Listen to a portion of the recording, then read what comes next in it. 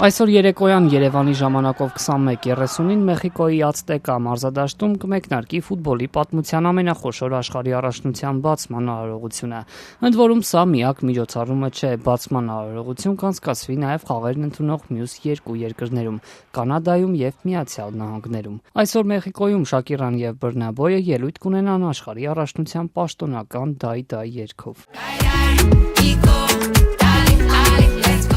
Մեխիկոյում բացման արարողությունից հետո Երևանի ժամանակով 23-ին կմեկնարկի առաջին հանդիպումը։ Մեքսիկայի հավաքականը կմրցի Հարավաֆրիկյան Հանրապետության ընտրանու հետ։ Առաջին անգամ մրցաշարին մասնակցում է 48 ազգային հավաքական, 1248 ֆուտբոլիստ։ Երեք երկրներում նախատեսված է 104 հանդիպում անցկացնել։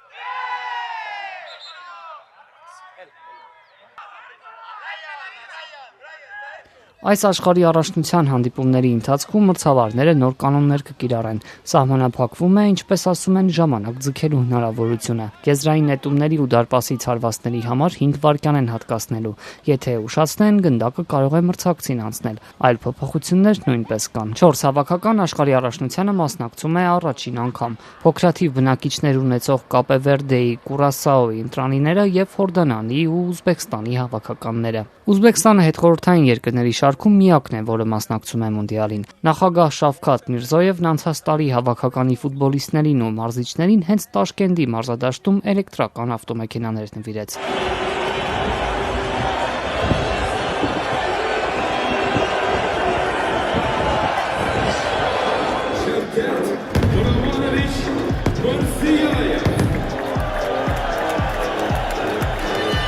Ուզբեկստանի ընտրանին աշխարհի առաջնության առաջին հանդիպումը կանցկացնի Մեխիկոյում մրցելով Կոլումբիայի հավաքականի հետ։ Մինչ այդ նրանք օրերս Նյու Յորքում ընկերական հանդիպում անցկացրին Նիդերլանդների ընտրանու հետ։ Հանդիպման ընթരാճ կադրեր տարածվեցին, թե ինչպես են թիմի անդամներին անվտանգության աշխատակիցները ստուգում, իսկ նրանց պայուսակներից շներն էին հոտ քաշում։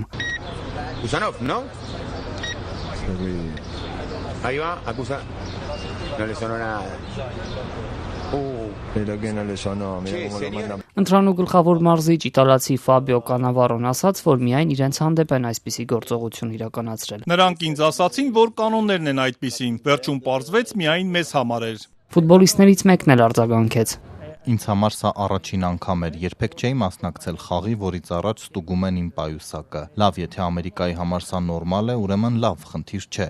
Աշխարհի այս առաջնությունն առանձնանում է ոչ միայն մարզական տեսանկյունից։ Աղմկահարույց պատմություններից շատերը Միացյալ Նահանգների ճամփորդական խիստ սահմանափակումներով են պայմանավորված։ Սոմալիից մրցավար Օմար Արթանը, որն աֆրիկյան մայրցամաքում 2025 թվականի լավագույնն է ճանաչվել, Մայամիի օդանավակայանից դուրս գալ չի կարողացել։ Նրան արգելել են մտնել Միացյալ Նահանգներ։ Արթանն արդեն հայրենիքում է, որտեղ վրդովված են կատարվածից ու հայրենակցին ջերմ դիմավորեցին։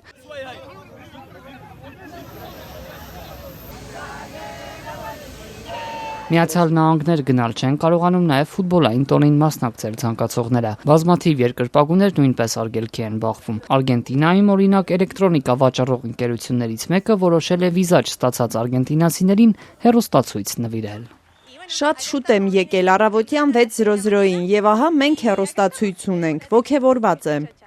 Միացյալ Նահանգների Իրանին հասցրած նոր հարվածների ու աճող լարվածության զուգահեռ ուշադրության կենտրոնում է Իրանի ազգային հավաքականը։ Նրանք ազատ ճամփորդել չեն կարող, ու թեև ընտրանու աշխարհի առաջնության խմբային փուլի 3 հանդիպումներն էլ Միացյալ Նահանգներում են անցկացվելու, թիմն այժմ Մեքսիկայում է։ Խաղերին մասնակցելու համար նրանք պետք է մեկնեն Միացյալ Նահանգներ յուրաքանչյուր հանդիպումից ընդամենը 1 օր առաջ, ապա խաղից հետո լքեն երկիրը եւ այսպես 3 անգամ։ Սա առաջին անգամ է, երբ աշխարհի առաջնությունն անցկացնող երկիրն ընդունելու է մի երկրի հավաքականի, որի հետ պատերազմի մեջ է։ Պաշտոնական Վաշինգտոնը հայտարարում է, նախագահ Դոնալդ Թրամփին է պետք շնորհակալ լինել։ Նախագահ Թրամփի առատաձեռնության շնորհիվ Իրանի հավաքականը կկարողանա ժամանել նրանց հանդիպումներից 1 օր առաջ։ Ըստ Թեհրանի, թեև բոլոր ֆուտբոլիստները վիզաներ ստացել են, սակայն ֆեդերացիայի մի քանի ներկայացուցիչներ, այդ թվում թիմի մենեջերը, 2 վերլուծաբաններ, մամուլի պատասխանատուն ու արտաքին գործերի նախարարության 1 ներկայացուցիչ Միացյալ Նահանգներ մուտք գործել չեն կարող։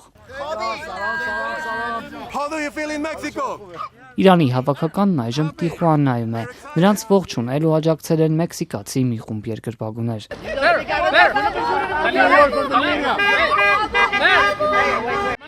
Ali. Իրանի ազգային հավաքականի ֆուտբոլիստները Մեքսիկա են մեկնել 168 թիվը ցույց տվող կրծքանշանով։ Միացյալ Նահանգների Մինաբի օրիորդաց դպրոցին հարվածի հետևանքով ըստ Թեհրանի 168 մարդ էր սպանվել, ավելի քան 100 երեխաներ։